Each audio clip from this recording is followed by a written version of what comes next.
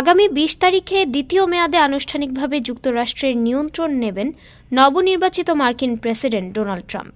তিনি ইরানকে এমন এক ঝুঁকিপূর্ণ পথে ঠেলে দিয়েছেন যে পথ ধরে অগ্রসর হলে পশ্চিমাদের সাথে দেশটির সম্পর্ক ভিন্ন খাতে গড়াতে পারে।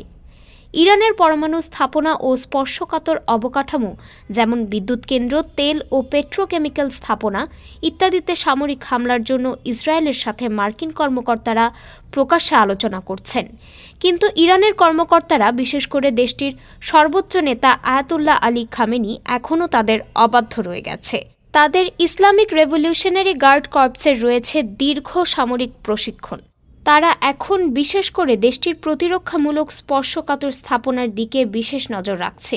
2 দশকেরও বেশি সময় ধরে পশ্চিমের সাথে ইরানের সম্পর্কটা পারমাণবিক কর্মসূচি বৃদ্ধি করা এবং পারমাণবিক বোমা বানানোকে ঘিরে আবর্তিত হচ্ছে।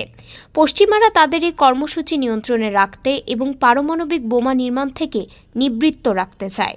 তবে ইরান বরাবরই বলে আসছে যে তারা গণবিধ্বংসী কোনো অস্ত্র বানাতে চায় না। ডেস্ক রিপোর্ট, আজ বার্তা, ঢাকা।